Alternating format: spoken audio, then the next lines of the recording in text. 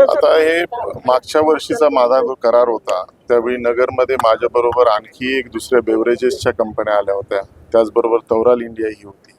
या वर्षीचा काही मला एवढा कराराबद्दल माहिती नाही, कारण यावर्षी मी काही करारामध्ये नव्हतो.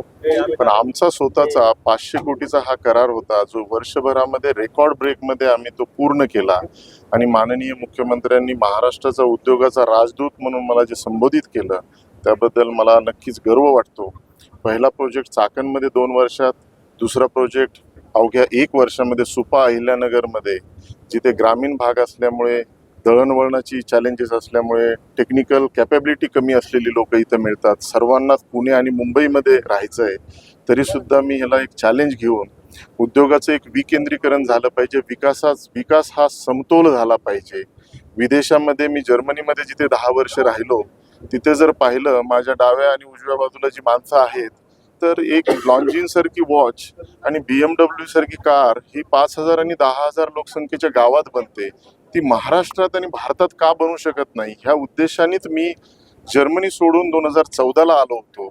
आणि आज अवघ्या 10 वर्षामध्ये मुख्यमंत्र्यांनी माझ्याबद्दल उद्योगाचं राजदूत म्हणणं हे माझ्यासाठी फार मोठी एक प्रशंसेची आणि एक अभिमानाची बाब आहे असं मला वाटतं. आपण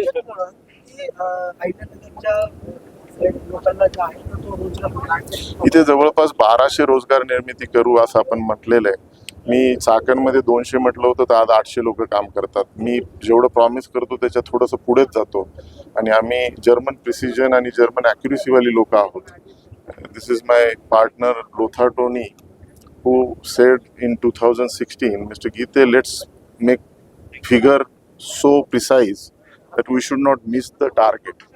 त्यामुळे 150 कोटी केले पण 300 कोटी आणले. 200 रोजगार निर्मिती म्हटलं पण जवळपास तिथे 800 लोक आज काम करतात. त्याचप्रमाणे इथे सुद्धा मी 1200 म्हणत असेल तरी सुद्धा इथे एक डायरेक्ट इनडायरेक्ट खूप मोठी 2000-3000, जसं मुख्यमंत्री साहेब म्हटले की त्यांनी आज 1000 लोक चाकणमध्ये, इथे 2000 लोकांना रोजगार देतील.